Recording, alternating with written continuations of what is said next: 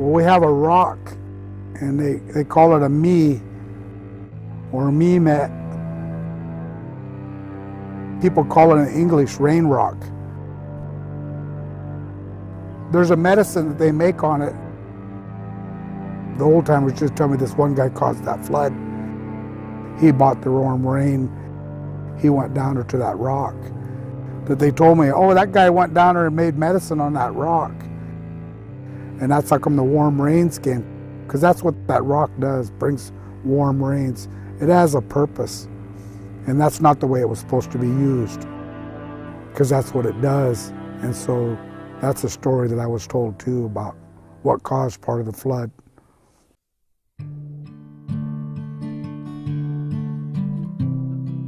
In 1955, the entire west coast of the United States was saturated by an atmospheric river, rain that caused major flooding, which many said was the flood of the century, but they were wrong.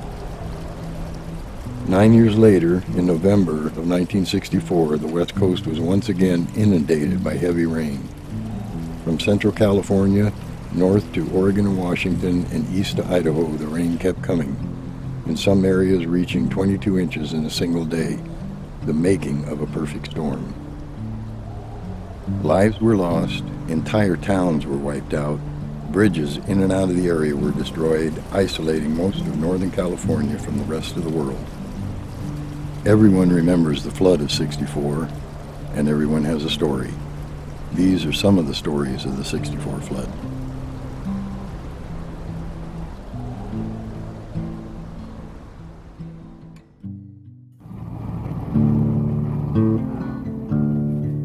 In northwestern California, in Humboldt and Del Norte counties, and inland to some extent, there were numerous tribes. Probably the heaviest concentration of individual tribes anywhere in the country. We think there may be as many as 45, 50, maybe even 60 separate tribal groups that had their own names and their own cultural identity that were located in just Humboldt County alone. And the ones that we're aware of today, like the Yurok, the Hupa, the Karuk, the Wiyot, are the tribal groups that were probably the largest at the time that the whites arrived, and the ones that were able to survive a series of disasters that befell most of the Indians.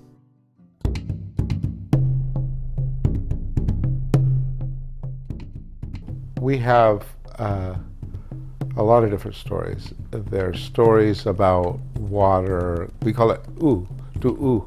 It's rising. So tu'u, the river Ishkesh, tu'u, the river is rising. There is a story about a man. His name's Patriha Pihnich, which means old man rain. I think in most cultures there are flood stories, and it's no different in our culture, the Wiyot culture, and we do have a flood story, and that is part of the creation story of who we are as a people. And in that, the woman makes a basket, and she put pitch in it so that basket would hold water. And she took her son and her daughter, and she put them in the basket and put preserves in the basket and put all kinds of things in it. Then she put a lid in on top of it, and she put it all together. And when the water came, the little girl and the little boy floats away. And then when the water recedes, they find themselves in this country. And we've been here ever since the times of the flood. And that's how we've come to live in this country we call Wiyot country. I think sometimes when you look at Klamath and you look at Requa and you look at the Yurok people that are here, people now, they see desperation and they see desolation and poverty and people who are dependent on the government for things, and that is not who the Yuroks used to be. The people who lived here before 1964 in Klamath were strong people who depended on each other and relied on each other. And after that, you know, just things changed dramatically after the flood, not just here on the river, but also in Del Norte County.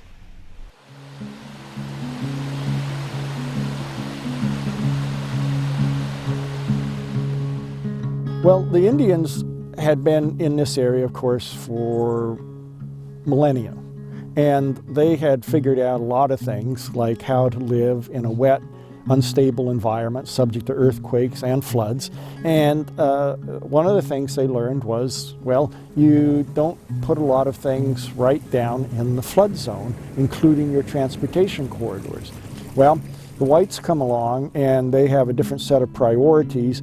One thing is that they need to be where the action is, and for them the action was along the river corridors, so that's where they needed to put their highways. But you know, I think there's also a certain amount of arrogance that goes with this, that over time they developed techniques to build roads and to build bridges that allowed them to do things that the Indians had never been able to do, maybe didn't want to do, but hadn't been able to, like, for example, put a bridge across the Eel or across the Klamath. But what the whites forgot, you know, and we always have to remember, is that nature bats last. For many, floods are devastating reminders of nature's wrath, but periodic flooding has always been part of the natural cycle of the Pacific Northwest. Dramatic flooding is critical to the existence of many species, and deposits of new soil continue to shape the terrain and provide fertile land along the rivers. You know, you look at the whole Delta Plain out here. 10,000 years ago, there was a mini ice age, and sea level was about 300 feet lower along the coastline here. Several years ago, they drilled a gas well, looking for one, up, about 3 miles from here. And at 300 feet under the surface of the ground, they hit pieces of redwood. So that tells me that at that time, the Delta Plain, in conjunction with the sea level out here, was about 300 feet lower than it is. The river is supposed to be the most sediment-laden stream in the United States when it's high in the winter, and carries a sediment load 15 times that of the Mississippi. The whole pasture of that dairy had fence posts 2 inches tall. That's all that was sticking up. Out of the, you know, that much silt had been deposited in one flood. And we planted alfalfa on it. We got 4 cuttings of alfalfa in 1 year, 4 out of Pepperwood that year. Unbelievable ground. Just, you can't even fathom what it was doing.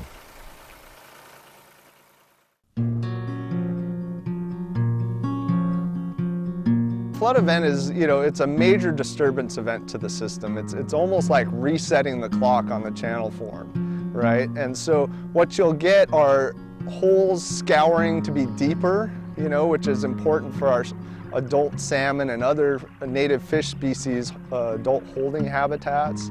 It'll transport sediments and resort them, so fine sediments end up higher up on the banks and then coarse gravels in the middle of the channel. It cleans the gravels that are important for salmon spawning habitat and other species spawning habitat. In December, you know, we have salmon and steelhead spawning at that time of the year. So what we might expect from a flood event in December would be some short-term negative effects. However, the long-term benefits in terms of improving the channel form, the channel complexity, and the diversity of habitats the fish occur in are very important to the long-term persistence of their populations. It's a joy to be out in the forest and gathering the plants and being with the plants. You know, sometimes I refer to them as resources, but they have a spirit. You know, things have a spirit as much as people do. And for me, when I go out and gather, I'm really careful not to pull the whole plant up and pull it up by the roots. I'm just borrowing a little bit of it that I need for sustenance, but I also need that plant, and I want it to live. I want it to keep its roots in there. And so for tribal people, I know a lot of tribal people, and for me, everything around us has a spirit. The birds, you know, singing, they all have these spirits, and they're as important and have as much right to be here as I do.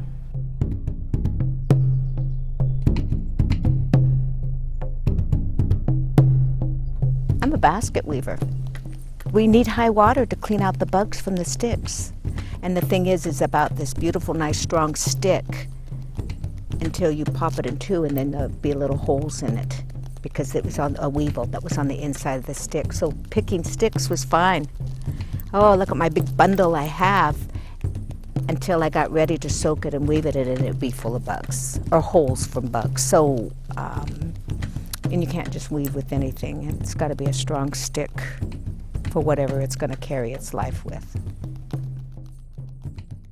Back in 1891, they started doing flood warnings. They started doing flood warnings on the major rivers such as the Mississippi, the Savannah, and rivers out east. So they only had a handful of discrete points to get information about river flooding.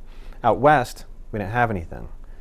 It wasn't until later into the early part of the 1900s when we actually started seeing data come off of the rivers out here. So in 1964, by the time we got to the 64 flood, well, we had already gone through the 55 flood. The 1964 flood wasn't the first flood we'd had serious problems with here in Humboldt County. The 1955 flood, it was called the Christmas flood of 1955, was a very major flood, and at that point in time had been decreed the major flood of history, but it didn't happen to be that. In 1964, the flood came along and really minimized the 1955 flood. There was a lot of people I know that there was a similar flood in 1955, and everybody says, oh, it's not going to get any higher than 55. Well, it really exceeded that 55 flood. We did go through the 55 flood, which was another experience about the same time of the year.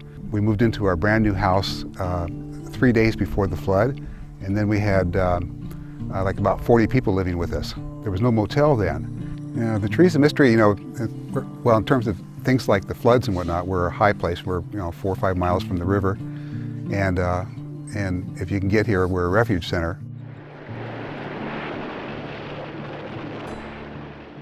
We lived at the same house in 55, and it come up to the steps. In 64, it went 1.5 inches in the attic. There was some snow just prior to the warm rains, but when the warm rains come in, and I think they had figures like they had 8 inches in 24 hours in the Garberville area, and 6 inches in some of the other areas during a 24-hour period. So that's a lot of water, to come down at once, and that's why we had such a rapid rise in all of the rivers. And looking back at the analysis data, our meteorologist in charge here on station, Nancy Dean, looked back at the snowpack prior to the flooding. And if you look at the data that's out there, there actually wasn't an immense amount of snowpack. It was after the flood when we had so much snow, and the National Guard and Army helicopters were saving people in the hills because of the snow and maybe feeding some cows. There was a lot of rain all of November, saturating the ground and leading up to this event. And then turned cold at the end, and the snow came and shut everything off. So what causes flooding in our area generally comes from what's known as an atmospheric river. Back in '64 and even up into the early 2000s, people referred to an atmospheric river more as a Pineapple Express. It was excessively warm, yes, so any snow that was available probably melted. But the amounts that were in the mountains were only a trace to maybe a couple inches. Really, the main driver to the flooding were the mountains. The moisture was aimed at the right spot, and the mountains were there to squeeze every ounce out of it.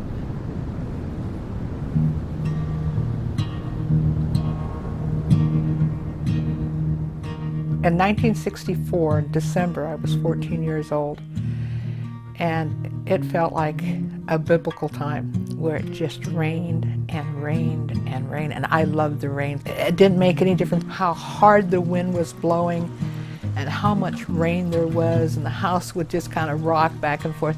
I always felt so secure because I was with my mom and my dad.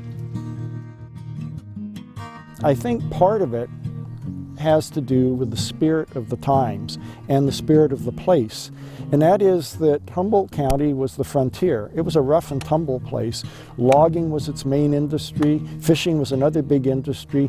These were dangerous industries. People were used to taking risks. They were used to being injured and maybe even losing their lives. It was just kind of the way of the culture up here if you were going to live here and make a living. And I think that there was a tendency perhaps to be a little tougher hearted about this sort of thing, and to think that, well, it's raining a lot now, but it's rained a lot before, and I'm not going to just get out at the first sign of, you know, a few puddles forming here and there. Many families were isolated on their farms during the flood. The Leonardo family was trapped for several days. When you live on a dairy, there's always a flurry of activity when you've had several days of rain and the river starts to rise, which in '64 it did. Our family, we would always take hourly trips down to the river bar to check the level of the river. We never depended on somebody else or the news reports or whatever to be accurate. We learned from experience that, you know, take that responsibility. So we would go down and mark the fence. We would either put a rock or tie something on the fence and then go down an hour later to see how high it had risen. And that way it would give us an idea of what we needed to do.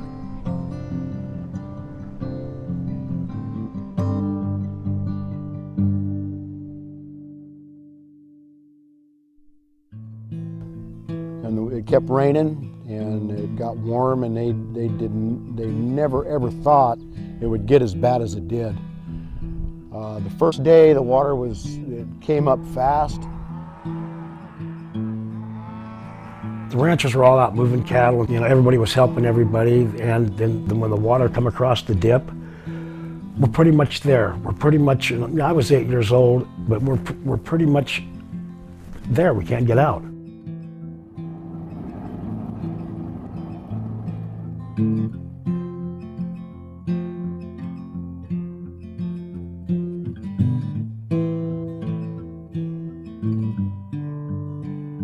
So we were out there and everything was fine, and I think it was raining when we went out, but then it started to rain more and more and more. And I was to come home, I think on the 23rd. Frank, the father, was going to bring me home, and that didn't happen. So it rained so much, the trees came down, the road was closed. So then we went into survival mode. It had been raining, of course, and we always knew when we had to evacuate because down the river there was a spit, and if the river reached a certain height on the spit, it was time to evacuate.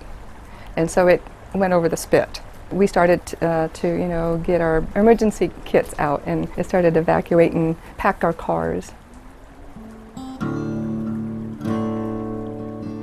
In Ferndale, Don and Marie Boynton scrambled to secure their home and the family's dairy operation. This time was a little bit different, you know. We always had rules, you know. When the water got so high, then, you know, you start taking things upstairs. And I think this was the first time that we'd ever, as kids, the whole family had to go upstairs because the water was just getting too high. 5 of us and Mom up there, and not a whole lot of room, and, you know, no place to cook. And so we kept looking outside. I can remember looking out towards the creamery, and there was a fence right there in front of that window.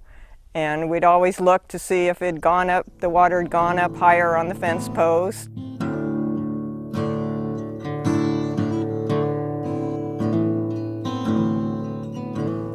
We didn't have power for 3 or 4 days, mainly because poles were knocked out.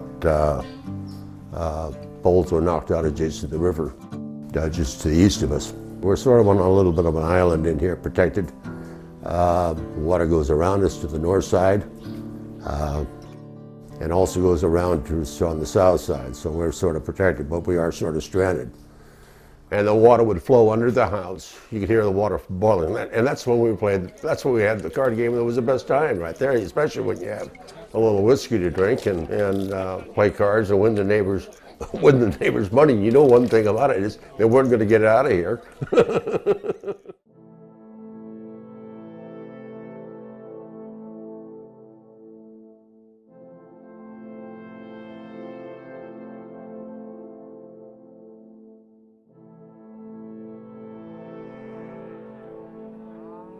After we got the cows secured, as much as we could, went to the house, and Marie, my wife, was there with the 5 children.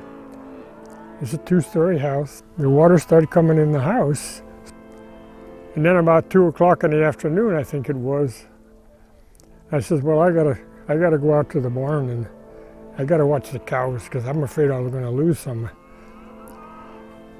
And I had 100 yards to go from the house to the barn. And it was really swift by that time. And I told Maria, I says, I can go to the barn, but I can't come back because the water's too swift. It was probably about, waist deep.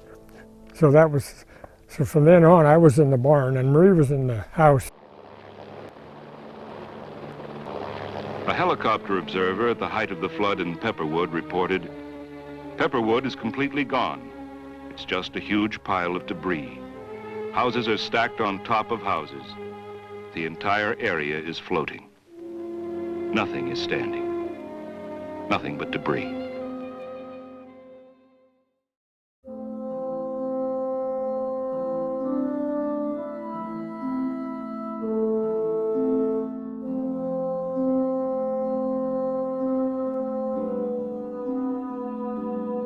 Really, when we got up in the morning, we didn't realize it had flooded so bad. My sister called me and said the folks are all right, and I said, well, what's the matter? Well, of course, the water was up above the eaves in the house, and they were upstairs, and it was pretty scary.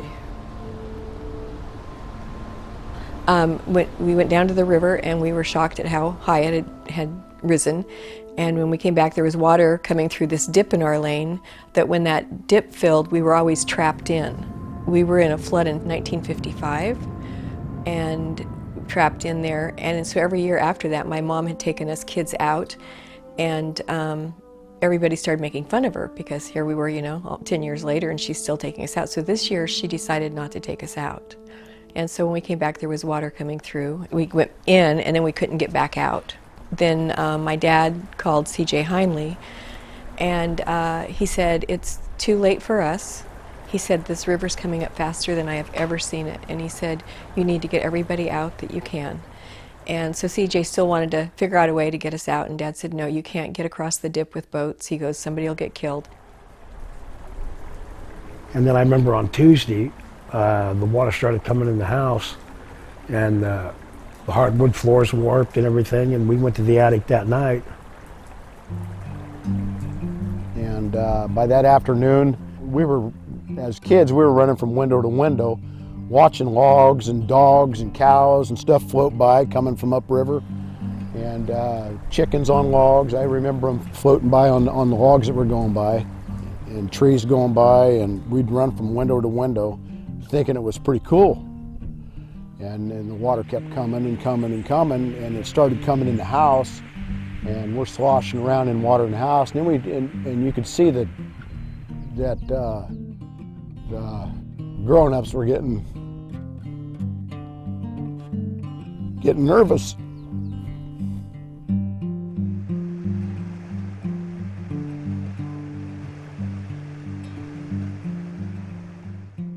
You can see film footage of some of the bridges actually being destroyed, not by the floodwaters, but by a mass of logs that comes and jams up against it, or sometimes when log deck from a mill is cut loose, you see a whole bunch of logs coming down at once. There's a film sequence showing the North Fork of the American River, just like this. And the water keeps rising, it's almost up to the bridge deck. All sorts of debris comes down, hitting the bridge. And then all of a sudden, you see 300 or 400 logs coming at once. And it's too much for the bridge to take. They hang up on the bridge, they can't all make it under the bridge at once, and more of the logs keep piling into it, and then the bridge gives way.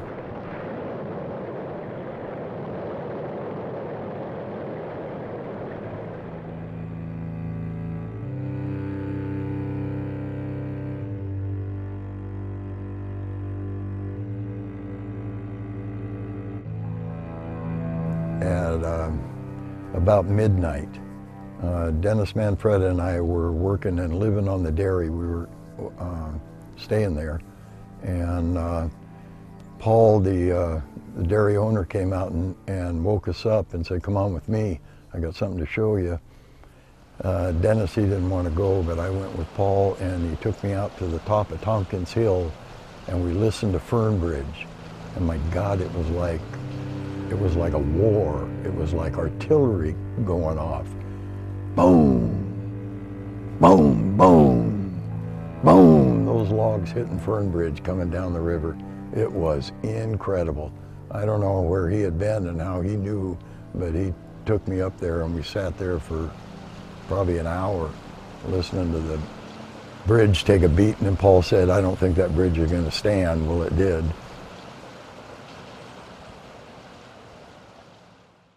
I said, well, I didn't want to lose the cows because that was our living, yeah. And I was up on the baled hay in the middle of the barn where it was dry, and the cows were down in the stanchions. The water was up there, about halfway up on their sides. And they'd get a gust of wind every so often.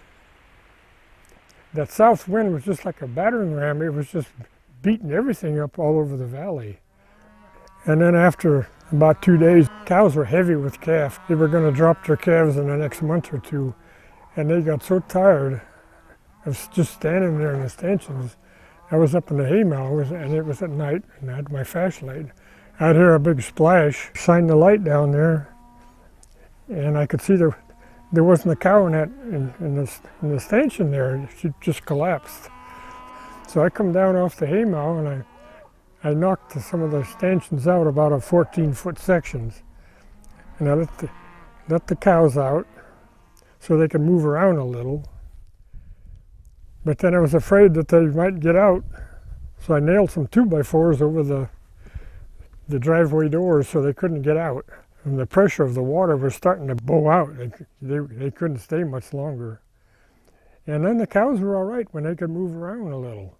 They were all right then, yeah.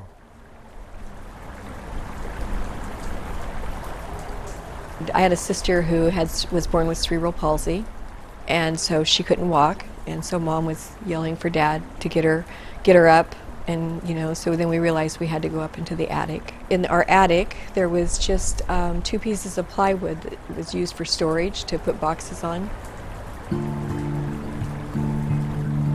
That's when they decided that we needed to go in the attic, so we all went into the attic. When we got into the attic, we didn't know what was going on downstairs.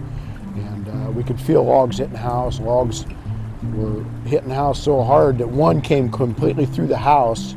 It was probably about a 3-foot log that had hit the side of the house and came clear through the wall and stuck into the house about 16 feet.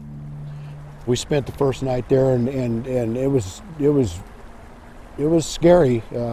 Especially when my aunt was in the back of the attic and no lights up there. All we had was flashlights. And Dad had chopped a hole in the roof so he could get on the roof to signal to people that we were here, to try to get help. But I remember that house being taken by the river, and remember being in that house as the water was coming up underneath the flooring, trying to find valuables, pictures, anything that belonged to my aunt and uncle. Remembering the cracking and probably the electrical noises underneath the house as the water was coming up through the floor. And remembered, well, thinking, I better get out of here. This is not a safe place to be. And grabbed as many pictures as I could, setting around and ran out the door.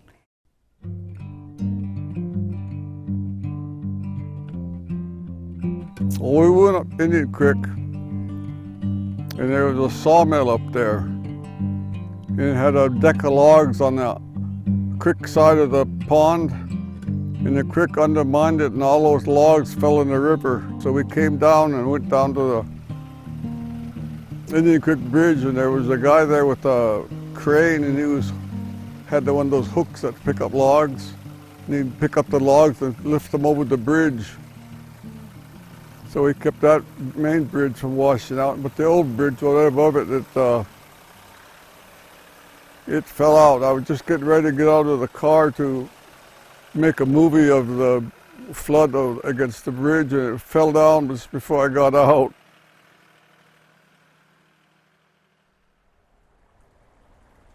When the flood hit, we were standing in water up to our waist, pushing logs around the south side of the building with pike poles from the log ponds, and was pushing logs, units of lumber, anything that come along that would possibly knock the building off its foundation. And there was all kinds of animals, wild animals, bears, mountain lions, coons, possums. I even seen a couple rattlesnakes on top of trees that was coming down.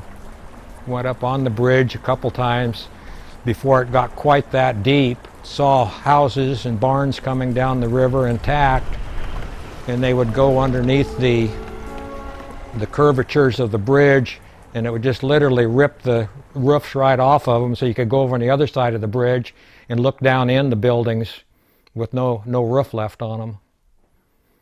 Very, very scary, because they just would shake the bridge when those big things would hit, like a constant roar. The rest of the attic was just the 2x4 runners and sheetrock. And so there were 10 of us that had to sit on those 2 pieces of plywood for 2 nights and 3 days. It was my mom and dad, my 2 brothers, and my sister Tina. I was 14. Tony and Rich were 10 and 8, and Tina was 6. And then my aunt and uncle and my cousin Weedy. And we had a hired man from Portugal, and so there were the 10 of us up there. The log pond at Pacific Lumber Company had broke loose, and so the logs were coming down. We were right in the pathway of that, and there were logs hitting the house and building up. Before we went up into the attic, Dad and Uncle John and the boys had gone to the barn moving animals and stuff. When they came back, the drift had been building up, hooking onto our front porch. And so they were out there chopping on it, trying to get it loose, because they were worried if it pulled off the porch. You're up there and you're hearing the sounds and of the logs hitting the house and the windows breaking.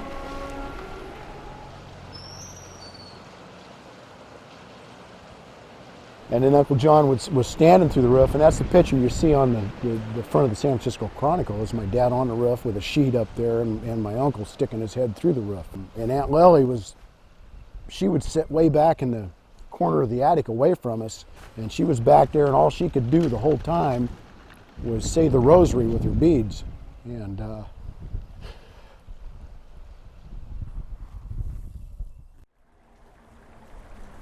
well, the strangest thing I saw was the Larrabee Bridge. It was an old, really high piling bridge, and there was a big log jam backed up against it, and we watched it go over. You know, I was like 14, 15 years old, and I couldn't believe what that was. So we watched that go over, and then all these barns going down, and cows, you know, live cows, and just floating down the river, and it was flying. It was really flying. I was a lineman at the time, and so we had to clean up the hard stuff. About after the 5th, 6th day, we were starting to sweat bullets, because we knew that this was going to cause a lot of damage. Even when it quit, we were going to have a lot of things to clean up. You know, there's a lot of cattle along the river. And some of the the land just, you know, it washed away, and the cattle were on it. You know, and there were streams cutting in and then leaving a little island there, and so the cattle had no place to go, and pretty soon that island would be gone and the cattle would go with it. They lost a lot of cattle. The whole side of the barn was washed out, but all the cows were in the stanchions, all drowned right there in the stanchions. My neighbor Hard Etleson was a veterinarian, and he told me about having to go down to the beach, and they took a cat down there because there was 300-400 cows on the sand dunes down there, washed up and drowned it there, and they just took a cat down there and dug pits and buried them right there.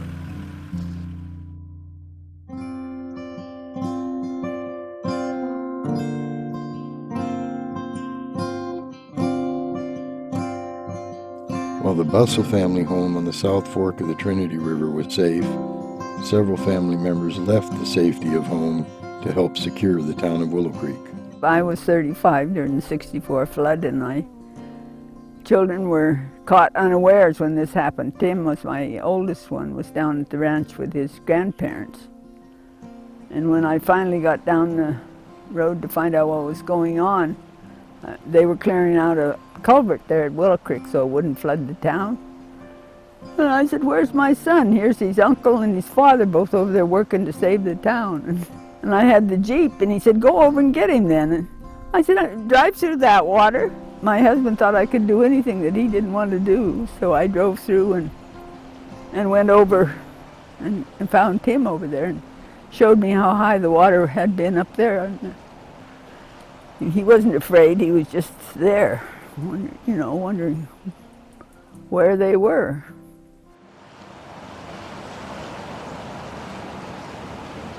When you see the kind of impromptu efforts that took place, you see people with small power boats that are maybe 15 feet long going out into the Eel, which looks like an ocean, and trying to buck the current and trying to get to a house where they know someone is stranded on top of it. You know, the level of heroism here was impressive. The fact that people would risk their lives for other people and just do it as a matter of course.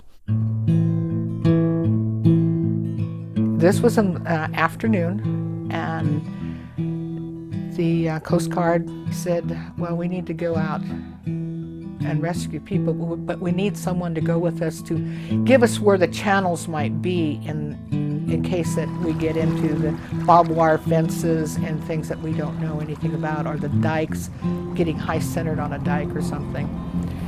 And somebody says, "Well, I'm not going, only a foolish man would go out and do this." And Dad said, "Well, here I am," and got in the boat, and with 2 or 3 other men besides himself, and he did that from that afternoon until well after midnight. In the town of Klamath, where there are many people who are in danger of drowning, and there were 2 Yurok men up there, the Fry brothers, who went out in a boat and spent all night rescuing people from rooftops, from trees, from places where they probably could not have lasted another night. And they took all these people to their home, and they wound up with over 30 people there, caring for them, and not just saving them, but then taking care of them during the rest of the flood. And there were situations like that occurring all over Humboldt and Del Norte County that sort of probably got lost in the shuffle, but if you were a victim and you were a beneficiary of someone rescuing you, helping you in those ways, you never forgot it. My brothers had learned to make logs or flares out of rolling newspapers really tight, and so that was one of the, Mom gave us projects to do, and that was one of the things that we did, and we took all that up into the attic, so during the night they would light those and then hold them down to see how much higher the water had come. And it was up about the level of the light switches in the house. And then they would drop those down into the water. They'd burn for a while, and we'd be able to see what was going on. We were hungry, and she sent Dad down to get something for us to eat. And he came back with a can of fruit cocktail and a nail. And she told him, "Don't forget the can opener." She said, "Get some canned food And so he comes back and he doesn't have a can opener. He's whispering, but you're on 2 pieces of plywood, so you can't really whisper and keep it from anybody. But I think my brother Rich and my sister and my cousin were all sleeping, so my brother Tony and I heard what was said. And Dad said that the drift had built up against the house and the wall was pushing in, and he was afraid that if he opened a cupboard or a drawer, that the whole wall would come in. And he said he didn't think we were going to make it. And so then my brother and I started crying, and once again, Mom's trying to reassure us, saying, no, we're going to be fine. You'll see, we'll be fine. And it was very, very traumatic.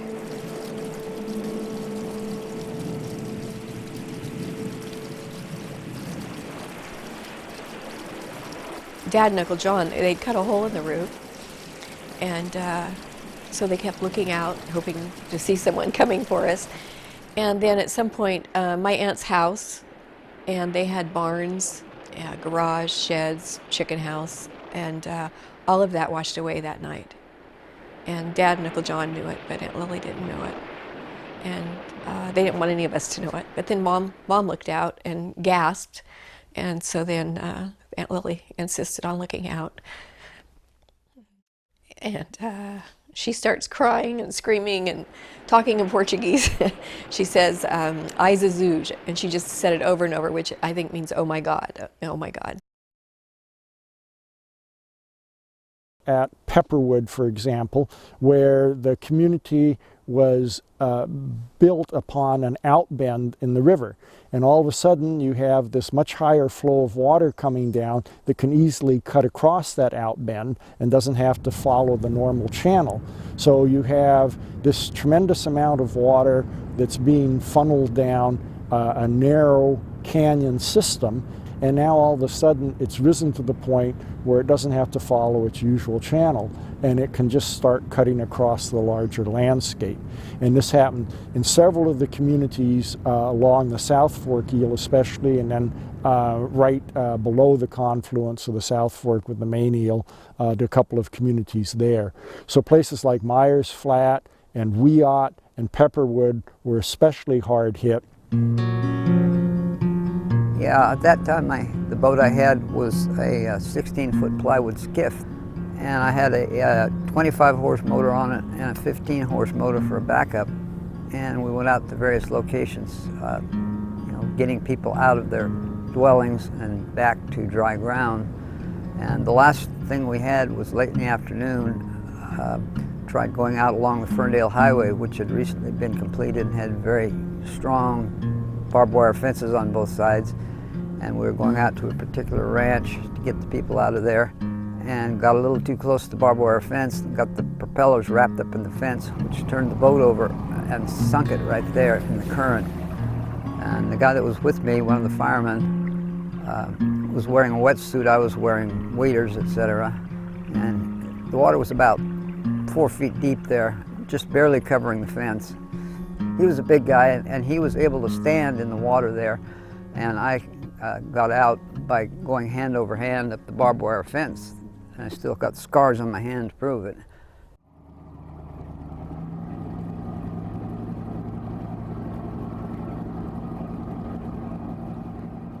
My sister lived on Cock Robin Island Road, and she was there with 6 kids, and the water was awfully close to 4 feet deep before I ever headed there. I started to go down from Lolita. The Coast Guard says, no, you can't go down there, it's too swift. So they headed me over to the Indian reservation, and we put the boat in there. There was enough Coast Guard people there, they lifted the boat off the trailer and set it in the water. And this is an 18-foot boat with a big motor on it. So then I went from there clear to Cock Robin Road, where their house was, and the water was just starting to slap on top of the porch when I got there, and they got it in the boat. And then we went across, all the fences and everything were still there. Barbed wire fences, fields were still there. When you try to come from the Ferndale side, the dip, it's just like a whirlpool. It's like looking out at the ocean. It's just waves and swirling. And then there was all the logs and everything. So they ended up coming in from the Fortuna side, and I believe it was the Sheriff's Marine Posse that came in with 2 boats, and it took a couple of hours for them to work their way across and over to us. So they pulled up to the back of the house, and we heard yelling, and then they brought us down into the water and got in the boats. And my aunt was very afraid, did not want to get in the boat, and it took some convincing to get her to do it. And then for some reason, they put the kids and the hired man in a boat, and then the adults got in the other boat. Our boat stalled, and so it was, pretty scary there for a little bit, but they got it going. Because of the way the current goes, they were able to take us out that way, the Ferndale side. You had boats, everybody that had a boat got out there and tried to rescue somebody, and then we had helicopters and airplanes. There were several bad accidents, but mostly they saved a lot of people. So it was terrible. It was a terrible flood.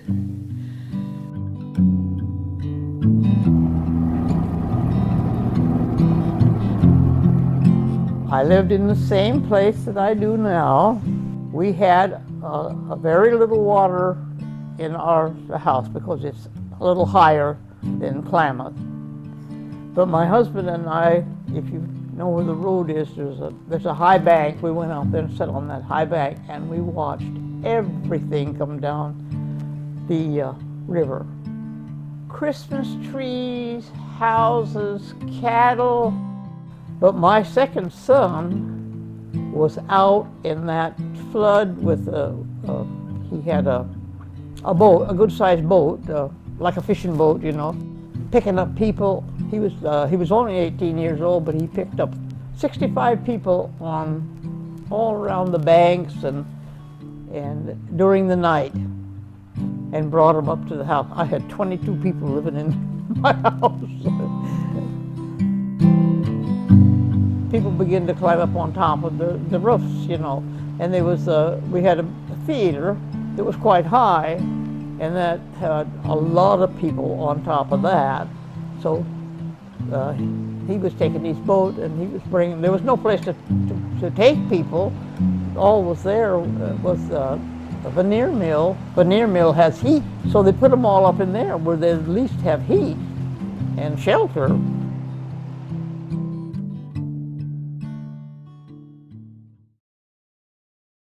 I was on guard duty at Table Bluff. Sheriff's Department had furnished us a car with a radio. And we were trying to keep people from going down to the beaches to pick up. They were picking up the cattle that had drowned and washed up on the beaches. So they wanted to keep people out of there. So stormed really hard that night. Wind blew, and the next morning got daybreak, and I happened to look out towards the ocean there from Table Bluff, and here was this huge aircraft carrier coming in real close to the bay, and all of these helicopters were lifting off, and they were flying to Murray Field and to Arcata Airport. It was just really quite a sight to see. Civilian pilots, familiar with the local terrain, braved severe storms to act as spotters for military aircraft. With their help, military aircraft could navigate into remote regions, making rescues possible and bringing in much-needed supplies to areas cut off by road and bridge closures. I learned how to fly in 1958, and I took my training from a guy named Al Camilli at the Samoa Airport. He was a grizzled old guy, but he was really good on piloting. I lost my job temporarily. I was driving around on the street and listening to the radio, and a thing came on the radio that they were looking for volunteers to be navigators and spotters for the Army helicopters that were coming into Rohnert. I hadn't planned to fly the flood. I really had not planned to fly the Flood. The radio called for observers to be with these men who had never been in this terrain before. There was one guy that was the chief test pilot for Hiller Aircraft. Larry Lape was his name. And the colonel was there. He said, he'll go back with Larry Lape. We took off, and he was getting a little bit of hazy fog around the airport at that time. So I told Larry, I said, we'll go down to the ocean, and then we'll go up the coast, and then we'll go up the hill up to the airport there, because that's be the best way. And we took off and slid down onto the river and headed out towards the coast, and it started to get foggier. So Larry was flying. I gave him the course. I showed him the map, and it kept getting foggier and foggier all the time. So Larry kept moving down lower, and pretty soon we were down on the water. It was bad. It was what I call the legendary Humboldt County fog. Pretty soon we couldn't see anything except the water below us and a little bit ahead of us. And I said, the only way we're ever going to tell if it's the ocean or not is the waves, you know. And sure enough, pretty soon the water started going up and down, up and down. You know, I told him, when we get to the South Jetty, I said, be very careful because it juts up. And I said, now turn, and I gave him a course to go across the entrance to the bay. And so we crept across there, and I said, be very, very careful on the other side, because the Coast Guard has a navigation device that sticks up. And out of the fog, there it is, right in front of us. So anyway, and he never challenged, never said a word or anything like that. He just did what I told him. He was a test pilot. The airport is totally, totally socked in. And I told Larry, I said, when we get to Clam Beach intersection, I said, that'll be our reference point. And that was where I had to make a big estimate, because the airport elevation is 200 feet. And I said, okay, stop. See that bank over there underneath the fog? Just go over there and ease up against that bank and get as close as you can and still be safe and start climbing that bank. And we went up the bank very, very slowly, and the leaves were flying and the fog was swirling and everything, you know, and we got up to the top of the bank. There was a little wooden fence, and over the fence there was the lights on the end of the runway. It was good. And we're just going into this wall of fog, you know, and I said the tower ought to be right there. And I held my hand up, and it came out of the fog.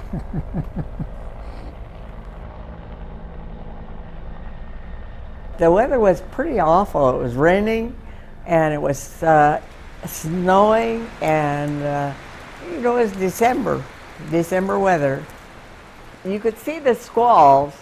The rain was really contained in a special place, and you could see the edge of it.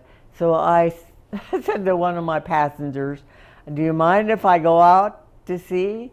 And he said, lady, you're the pilot. So I went out to sea, went around the squall. I saw that it was impossible to land on the ocean front anywhere, because it was just full of debris. Logs and milled lumber. And I said, where's all this coming from? Well, Myers Flat had a big mill, and they lost the whole thing.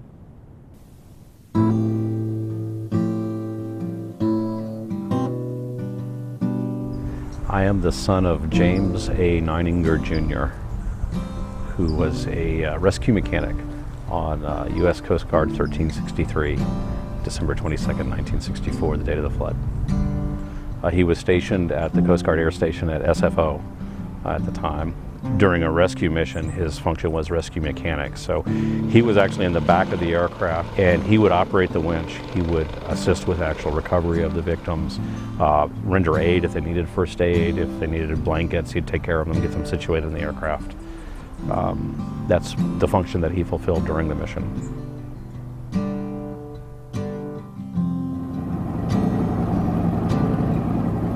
We couldn't get into the town of Shively, we couldn't get into 101, and we were directly across the river from Pepperwood. And Jareen, the older daughter, and I, one of our chores or duties was to measure the water, and we only made it one time at night because we were very scared.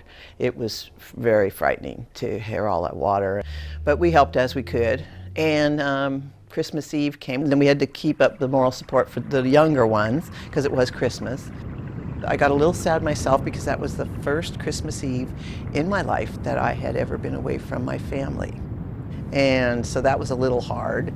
But again, you keep up your morale for the kids. So Christmas Day, we had seen helicopters flying over, the Army helicopters and things, and my parents didn't know exactly where we were located. They knew that we were on the road, but they didn't know where. And a man comes to the door, and he knocks, and he says, "Is Janice McFarland here?" And I said yes, and he said, "Do you want to go home?" And I said yes. So evidently my father had hired Les Pierce. He had out at Murray Field, he had a helicopter and planes, I believe, and hired him to find us and then come out and bring back myself and one other person in one of his little helicopters. It was quite an experience, and then flying over all of that devastation, the water and the cattle and the houses to the rooftops with water and all muddy, and just, it was horrible. It was just devastating.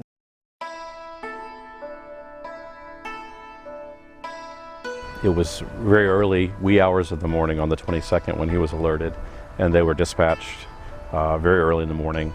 They flew north, went straight to Arcata, to the airport, to take on fuel. I think that they rescued, a dozen or so people during the course of the day, flew many sorties. Last sortie was apparently a very difficult extraction, so late in the afternoon the storm had continued all through the day. Very, very heavy rains, very heavy winds. Some of the extractions, they were either picking people up off of rooftops or sometimes second-story windows from their homes. And of course, the proximity of power lines was a major problem. That last extraction, I think, took them longer than they counted on, because all day long they had been picking people up, taking them to the fairgrounds, going out looking for more people, taking them to the fairgrounds where they'd be safe.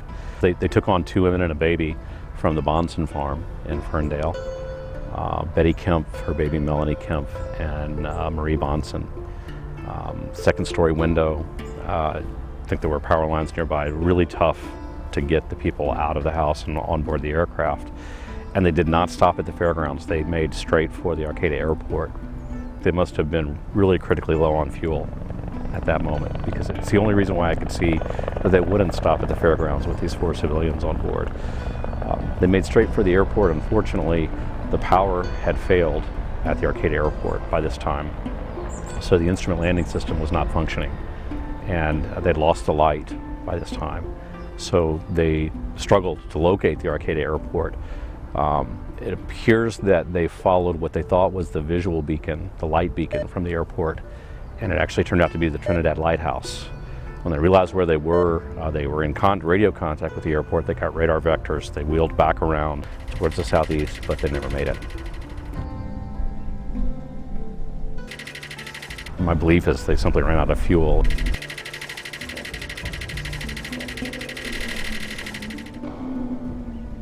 I've actually been to the crash site. The fuselage of the aircraft is still there. There's no sign of any fire in the crash.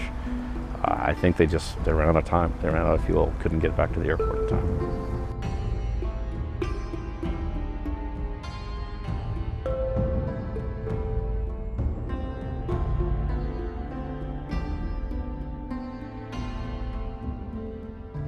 In September of 1964, I joined the Coast Guard. Here I was with my uniform on and my sea bag all packed and all that. And I run up to the officer and asked him if the plane was headed anywhere that was going to help me get to Connecticut. And he says, yeah, we're leaving in about 5 minutes. So I grab my sea bag and run out and throw it into the plane. And by this time, they're basically starting up the motors.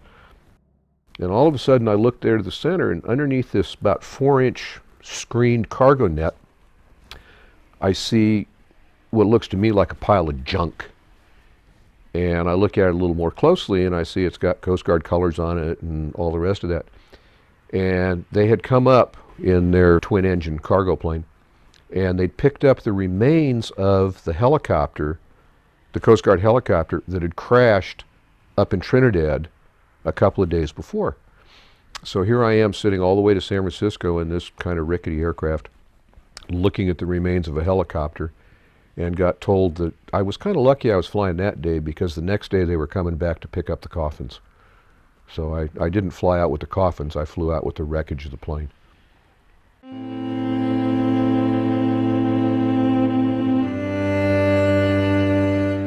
There had been a report telephoned in from the sheriff's office in Trinity County that some deputy sheriff who couldn't get to the dam, and he was up on South Fork Mountain with binoculars, and he thought the dam had breached.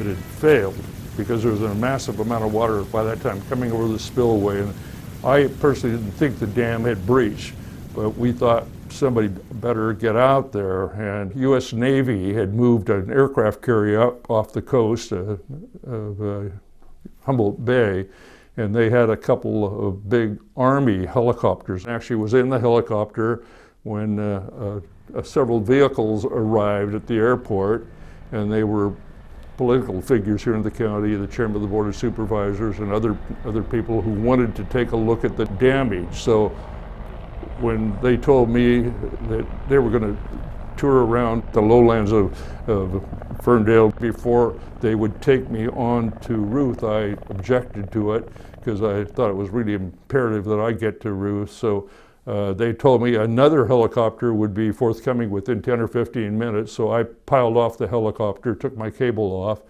and waited for the next helicopter. The helicopter that I got off crashed, and there were a number of deaths in that. And so maybe it was very fortunate that I did get off. So when the second helicopter showed up, I put my cable on that.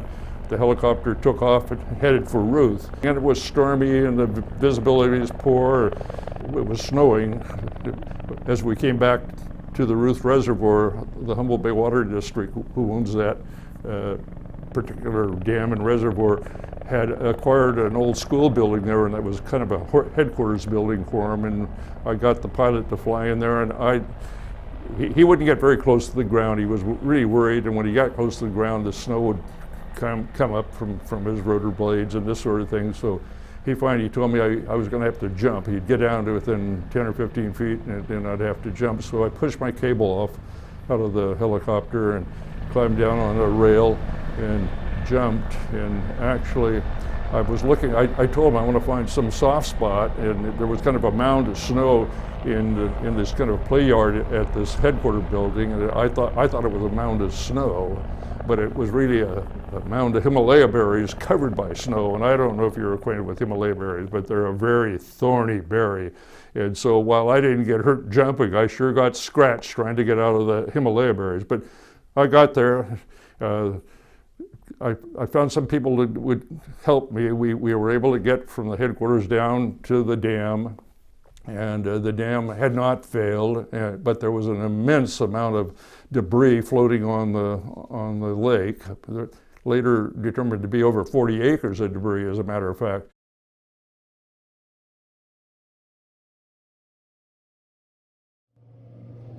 Highway 101 became an emergency airstrip. They had already turned all the freeways into airports. You know, you could fly into Red Crest International or Scotia International. That started when they had a lady in Riadale who went into labor, and they couldn't get her to the doctor, so that's what they did. And once they started that, well, they found that these small planes could land a lot of places. To be sure that severely damaged roads could accommodate essential traffic, a convoy system was established by the California Highway Patrol. Looks like we got about 150 vehicles.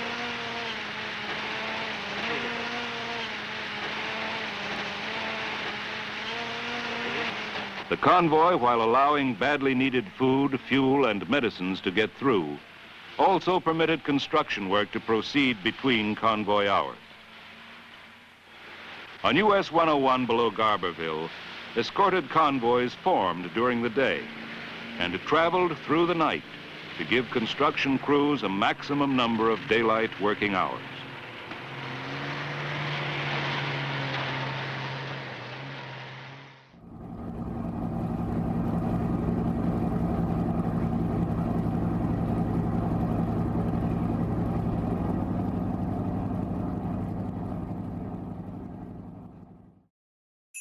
For Christmas dinner, one of our neighbors, Mr. Yoakum, had a turkey. I mean, he had a generator, so he had a freezer, and he had 2 turkeys, and he shared one with us. And my aunt used to cook for the forestry division there in Wiyot, so she knew how to cook for a large crowd. And we had a turkey and all the trimmings as much as possible, but we ate on that turkey, and then she made soup. And we were, that poor turkey, we ate the marrow. I remember getting my share, and it was just a broth and a dried up leg.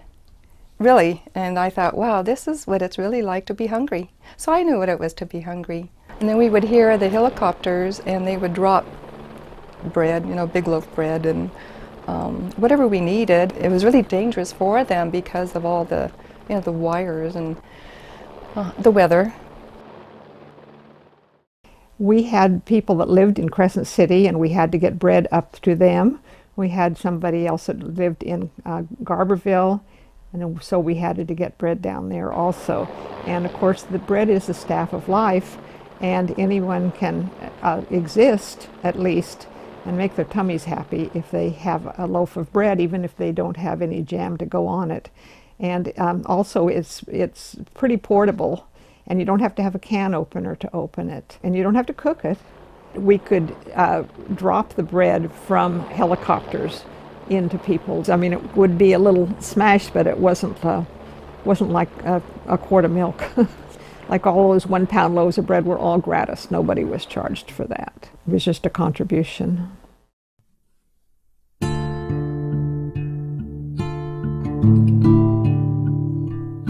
Well, we had dry cereal and milk.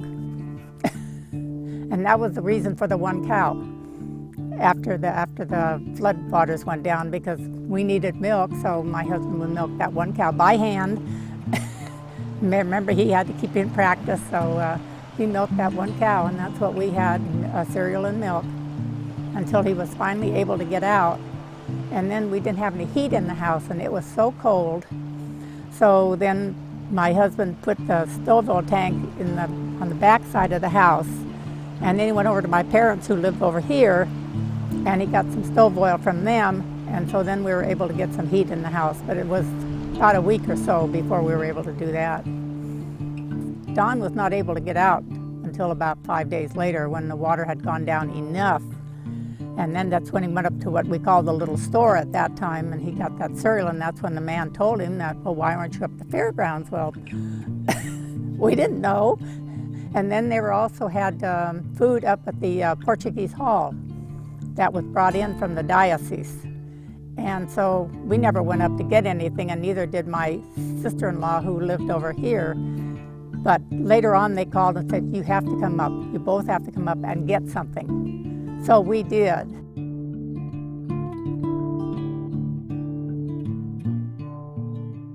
Heading to town to go Christmas shopping that Saturday, and that's when the water was so bad at, I think, Redwood Creek. It was got so bad that we turned around and came home. Said, well, we'll go Monday. Well, Monday came and there was nothing going on then. The flood had hit. But I didn't think anything of it. I mean, it wasn't a sit and be sad that didn't have. Christmas was Christmas, and I mean, you wanted presents and everything, and if you got them, you got them, and if you didn't, you didn't. It was not something to moan around about. The biggest Christmas present probably was we were out of school for over a month.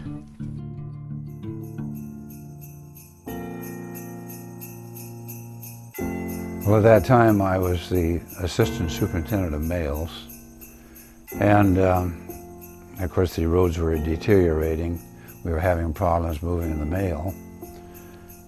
The Postal Service handled 99% of all parcels then, not UPS, because that was before UPS was so active. Yeah, we were just absolutely flooded with mail. And the only mail that we were getting out on somewhat of a regular basis was the airlines that flew in here at that time. I believe it was Hughes Air West and maybe Pacific. And it was Christmas Eve. I don't know what time we finally got out of there. It must have been midnight, I suppose. So then we were able to take off for Christmas, and Christmas night we were set up for dinner and here in the house, and I was here at the time. And I went to sleep at the dinner table, so my wife got me away from the table and laid down on the couch, and that's the last I remember until the next morning. And I was tired. When Don got up the next morning, he said he went out to the barn door there, and he said he looked over and he couldn't see the house. And he thought, oh my gosh, the house is gone, my whole family is gone. But apparently the way he was looking at it, he couldn't really see it. And then he found out that the house was still there. That was a real relief to him. I don't really remember the boat ride, which seems really strange. I remember looking out at the water and all the drift and how frightening it was. And I remember coming down and crawling through the window, but I don't actually remember the boat ride to the end of the lane. I just remember being lifted out and then back into the water, but feeling my feet hit the ground. And just like, yeah, ground. You know, still in the water, but I can feel the ground, and what a relief it was. In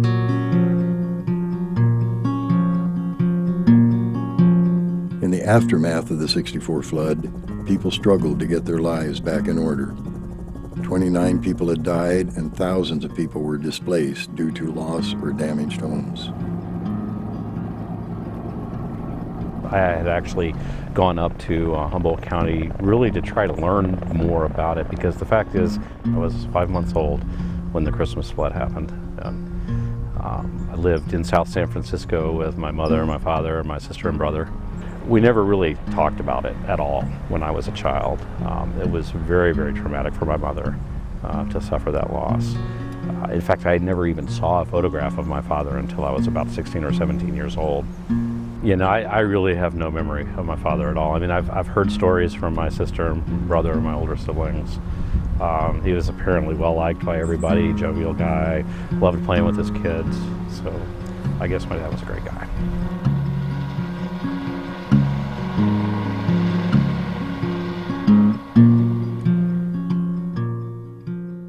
When I counted them up the other night, there was 31 houses here that left in Shively here. They're washed, washed away. About 14 acres went into the river. There's about 3/4 of an acre left down there. We planted a garden down there now. That's all that's left. Dairy ranchers lost thousands of cattle. When the log decks broke, the timber and lumber ravaged the land for years to come. The Larson family down the road, there was probably about 3 foot of sediment that was laid. You could see just the tops of their old fence lines sticking up out of the mud and debris with those logs and stuff coming down. It tore out most of the fences and piled a lot of debris and sticks. We spent most of the next summer picking up sticks and trying to rebuild fences and get things seeded again. There was no pasture left. Everything was buried under mud. A lot of farmers in Lolita and Ferndale and on the Eel, it was all gone. They had bare ground, that was it. Cows were gone, buildings were gone. In California, 18 state bridges and 104 county bridges were lost. 340 miles of county roads were damaged at an estimated cost of $22.7 million in 1964 dollars. 100 miles of the Northwest Pacific Rail line was damaged, 20 to 30 miles on the Eel River alone. The rest of the surviving line was out of service for 6 months. Well, the railroad was wrecked by the 1964 flood. The problem is that for a good stretch of the northern part of the railroad, it runs through the canyon of the Eel River. First the main Eel and then the middle Eel. And it's a narrow, confined canyon like most of the canyons are around here. And they barely had room within the canyon to build the railroad to begin with. They had to cut out hillsides to put in track. They had to do lots of trestles. They had to do tunnels in a few places where they had a rock barrier that they couldn't go around. And so when the river suddenly rose in height to a tremendous height and also in volume so that it was sweeping out anything in sight, they lost bridges, they lost trestles, they lost sections of track. Like they never experienced before. And you'll see photos of the aftermath of the '64 flood especially, where you'll see mud flats next to where the railroad ran, and then the cars that had been abandoned there or stuck there during the flood are just sort of scattered about by the flood, laying on their side as if some giant hand had just angrily knocked them aside and wanted them out of the way. So it was months before they could repair the railroad and get it back into service, and that added to the tremendous difficulties they already had because the highway bridges were out also, and they did not have any really good method of bringing supplies into the area that were desperately needed. They had to airlift supplies for a considerable period of time, and then they had some makeshift bridges that allowed them to run truck convoys in here, but the rail line was out of commission for many months. The devastating effects of the flood weren't limited to the land. The impact on ocean life and fishermen was felt for decades. And it was especially bad because in '59 we lost almost all our gear. I had one crab bot left after a monster storm we had then, and we were just recovering at that time. And the currents would drag them off and out to deeper water than we had lanes on them. Well, at that time I was probably running a couple of hundred, and I lost about half of that. Most of the fishermen lost quite a few, except for some that fished off the big lagoons. Well, from Little River up to the bay in Trinidad, all the shellfish, nearly all the abalone, rock scallops, sea urchins, all of those were pretty well wiped out. And it was really a shame because we had some of the biggest abalone on the west coast, and there were a lot of them in the harbor, but it wiped them all out.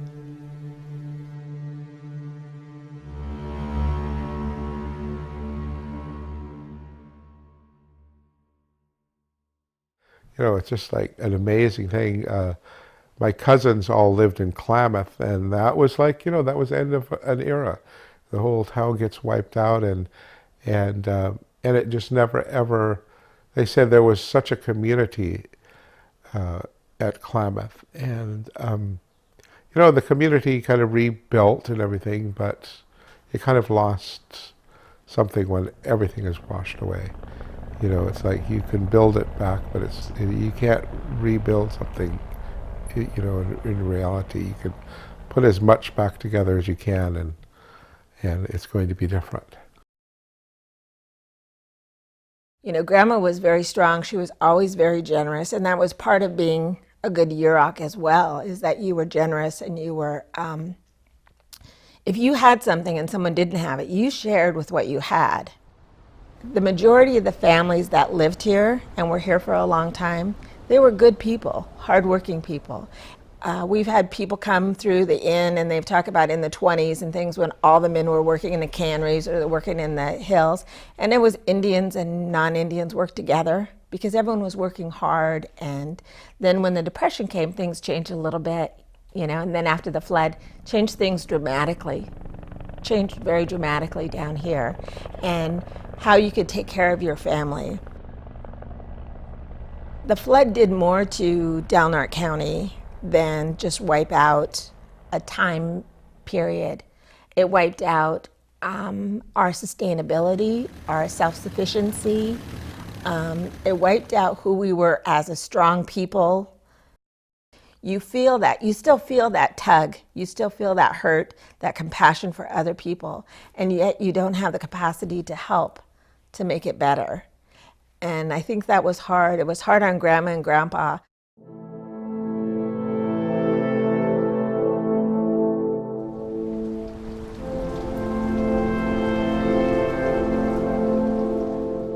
And I have a little box, a little wooden box that's just little boards that were nailed together that was on my grandfather's dressing table in his bedroom, and it had pictures and letters and stuff in it.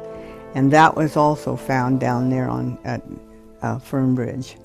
And that was the only thing that came out of his house that anybody ever found. My grandmother was so upset. See, she had gone out. She was down at my uncle's in Fortuna. And she just knew that if she could go down to the river bar, she could find her house. And we tried to tell her there was no way, that there was nothing left. And it was just boards and stuff all the way to the ocean. But she was so sure. And I went up to the Rohnaville airport, got Gene Rothland, and so he took me up in the plane, and we went to the ocean and then clear out that way.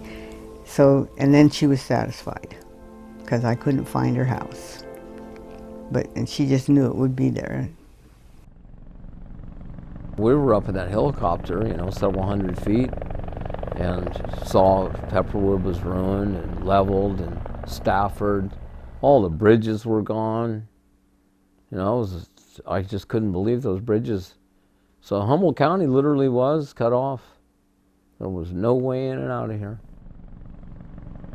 They never went back. Well, they went back to see if there was anything that could be rescued, but there wasn't. Well, we had right at, I think it was 43 inches of water inside the plant, but we wound up with 18 inches of mud when it went down.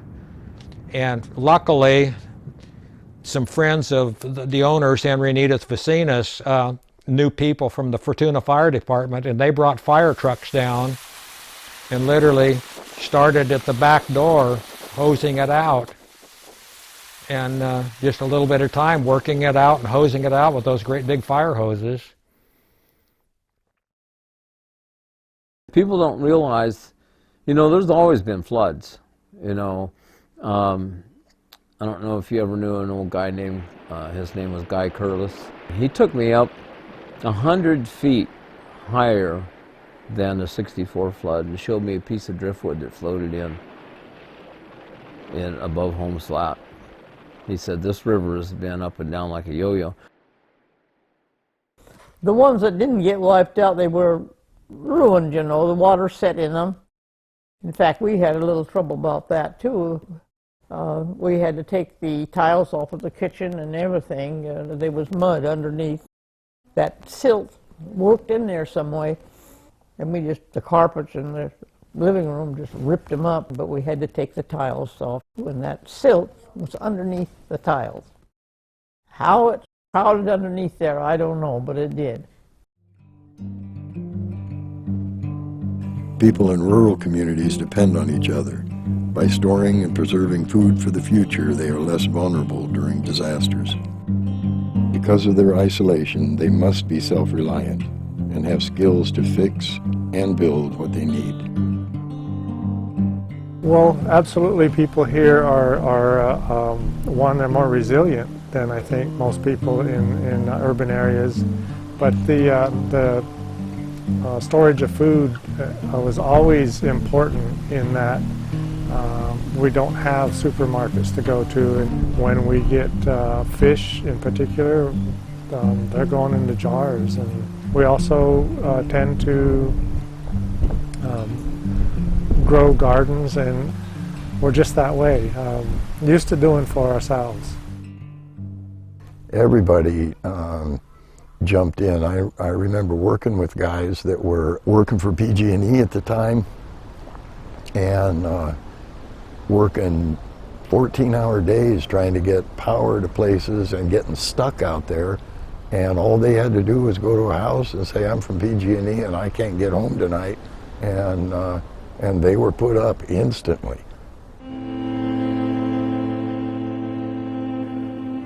There was no FEMA, there was no, we had Red Cross came in, but there was no big flotilla of federal government agencies coming in. It was, hey, you're on your own and you deal with it. And the community of Ferndale dealt with it. I think everybody brings something different to the table. Like my dad was a blacksmith. You couldn't run to town for a part, so, if in a disaster or something, he could make you a part. He could make a knife, a butcher knife or whatever. And I have friends up the river, like Fred, another maker, he can do things, to help other people. And Whitlow's, of course, he's a wealth of knowledge. He can run a sawmill and literally cut out enough boards to put you up a house if you lost your house. There's enough old-timers left around that can do those kind of things. A lot of the old arts have lost, though. Well, certainly everyone very good at improvising. I found that out when I went to the Marine Corps. Most people, if they didn't have the manual in front of them, they couldn't do anything. So yeah, back in those days, a lot of the affected people were agriculture and hard-working class people that had to improvise for their lives anyway. So yes, I think that they probably covered and handled it better than most.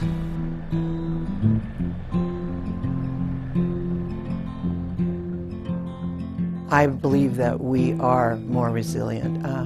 Being rural, there are a lot of people that do know how to work with their hands, and everyone, I think, works together. When it's necessary, or even when it's not, we do. And I think that's one of the things I love about this area. That's how we are. It's not. There's no question. Will you? It's just when can I? And that's what we do here. But if you use the technology, what's the technology do? Who opens the roads up? I haven't seen a computer yet that can go plow, 250,000 tons of dirt out of the way. I haven't seen a computer yet that can build a quick log bridge over a creek so that you can get by it. That didn't take technology. That took hands-on doing and getting out and getting the job done. That's what that took. Falling the damn trees so that you could span the creek bed, so that you could throw some timbers over it and get some kind of truck to hobble over it so that you could get people either out of there or food into them. And technology ain't going to help there. Looking back, and I want to say one thing about our district director for Division of Highways at the time, Sam Helwer. And he sent the people out to these areas, and I mean they had to fly some of them in by helicopter and so forth, but sent them out and told them, said, I want you to go out, and if John Doe here has a Caterpillar or a tractor or a loader or a dump truck, I want you to get him and get him out there getting the road open and to utilize all of the available, equipment and people that we had. And they're people that knew the area. So that's basically what we did. And you didn't have to worry about all of the environmental things at the time. They said, we'll worry about that later. The thing is to get the transportation system open so you can take care of the people and get supplies in and so forth. So I see there that a lot of the locals with their expertise, and they knew maybe you needed some heavy rock to put in, fill in a place or protect something. Those people knew, said, oh yeah, there's a quarry, rock quarry right over here, and I can get that for you. And so we did a lot of that in utilizing the local expertise. And I think you take a urban area and A lot of people wouldn't know maybe where to go get something. My father was one of those people that was always giving his entire life. If they were to say somebody owed him, there's a lot of people that owed him. Some of them didn't appreciate it, I would say honestly. Others did appreciate it, and he knew it. And I used to ask him, I said, why are you helping that guy? I don't think he'll even appreciate it. He said, well, you know, it's kind of a good thing to help him out, isn't it? Maybe he'll grow a heart, basically, someday. You know, and so my dad's concept was of that giving, you know, and not really going to ever get appreciated in some cases. He knew that. But he also would test people. Let's see if they can learn to give. This was a kind of hands-on area. People did work with their hands. They did manual labor. They did dangerous jobs. They fished. They logged. They did agricultural work that might not be as dangerous, but it required them to use ingenuity, use heavy equipment, know how to solve problems. And I think that probably did help people up here when the floods came with such tremendous impact. There were emergency services provided. The military came in, they brought helicopters, they were able to fly in supplies by transport plane. But I think a lot of the stuff that got done on the ground was done by local people who just naturally knew how to do some of these things. They were used to, you know, dealing with 300-foot redwood trees and keeping out of their way. They were used to moving around large objects like huge redwood logs. They were used to being very alert to danger and to try to avoid problems. And they had a huge problem here when the flood hit. And I think they were able to respond pretty effectively. I think it's a whole different world from when in the 1964 era and what happens today. You have to get a permit for doing anything, and people just really are timid. They're afraid to do things on their own. I wasn't, and still am not. We'd go out right out there. We'd get loggers right out of the woods who had cats and other equipment. We'd stand there and draw a sketch for them and hand the sketch to them. And these guys could do anything. They were innovative. They were, you know, just incredible people. And we fixed those roads quickly because people had to move. You had to be able to get to stores for all sorts of things. But it was today. It's a permit world. It's not a project, you know, execution world. But yeah, as far as Katrina, I do think people just didn't really know what to do, so they didn't do anything. I do think people here in Humboldt County, particularly in that era, were capable of doing a lot of things to take care of themselves. They didn't have to wait for the government to do it for them.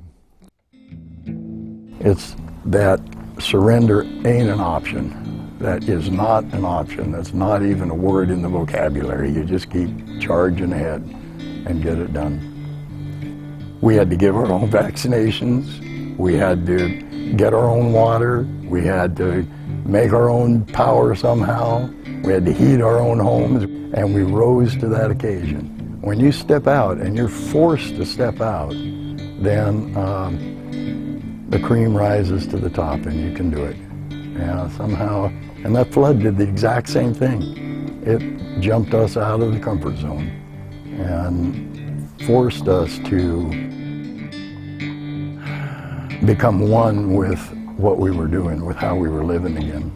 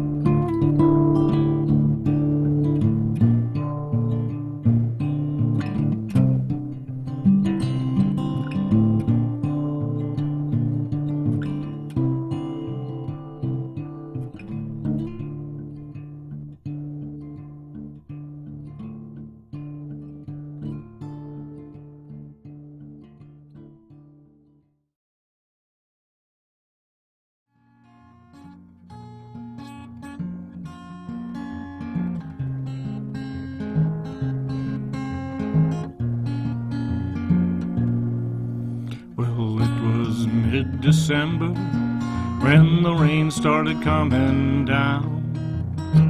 A big storm was coming and the whole world was about to drown. The mountain snow melted, people begun to flee, but for some it was too late when the river became a sea. By Christmas Eve the valley was a captive of the muddy flow. Noah had some warning, but how were they supposed to know? So many houses, thousands of stock on, people seeking refuge on the rooftops of their homes.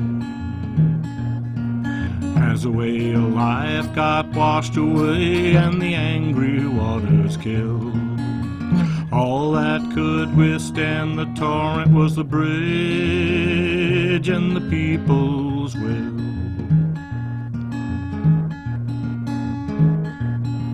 Well, the bridge at Scotia was going, yeah, they knew it was coming down. But the doctor made it over and the Wildwood baby was born. Raging muddy waters swept the valley of homes and barns.